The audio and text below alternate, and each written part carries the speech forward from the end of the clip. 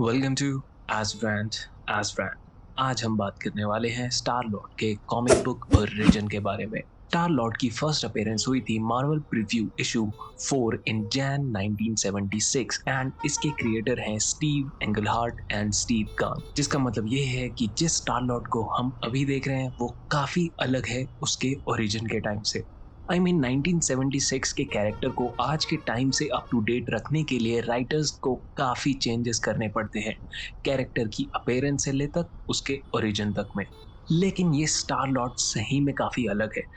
ये वर्जन है अर्थ 791 का एंड इसी वजह से मार्वल स्टार लॉर्ड को वापस से मार्वल कॉमिक्स में री इंट्रोड्यूस करता है इन 616 Marvel universe in Thanos issue 8 इन 2004, जिसके बाद भी 4 साल और लग जाते हैं स्टार लॉर्ड कैरेक्टर को अपनी फुल फ्लेजेड सीरीज के लिए इन issue 1 guardians of the Galaxy, जो रिलीज हुई 2008 में। अब बात करते हैं ओरिजिन की, जो हमें मिले हैं guardians of the Galaxy issue 0.1 में, जहां पीटर की माँ मेरेडिथ अपने घर के बाहर चिल कर रही होती है एंड बूम, एक एलियन शिप वहां क्रैश लैंड होता है। मेरेडिथ करेज दिखाते हुए उस शिप के पास जाती है एंड उसमें से एक ह्यूमनॉइड एलियन निकलता है जो हाफ डेड सिचुएशन में होता है।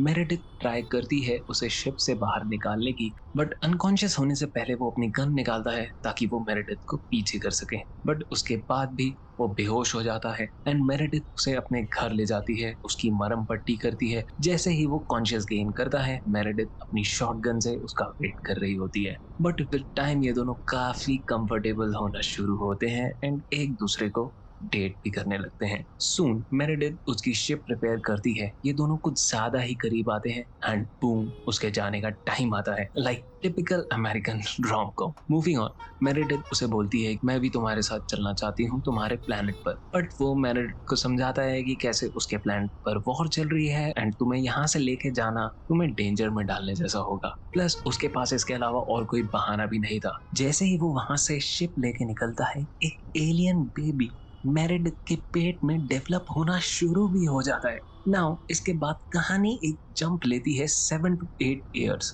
जहां पर पीटर एक लड़की को डिफेंड कर रहा होता है एक बुली से, जो उसे प्लेग्राउंड में खेलने नहीं दे रहा होता है। इन दोनों के बीच आर्ग्यूमेंट इतना बढ़ जाता है कि पीटर उसे पीटना शुरू करता है एंड वो जाता है प्रिंसिपल के पास। बट ये तो बैड लक की शुरुआत थी, क्योंकि जैसे ही पीटर घर जाता है, कुछ एलियंस पीटर के सामने उसकी माँ का मर्डर कर देते हैं। ये देख करके वो दूसरे रूम में भाग कर जाता है, जहां पर वो स्टम्बल अपॉन होता है अपनी मदर की शॉट गन पर एंड वो उन दो एलियंस को 2 bullets of American freedom provide करता है।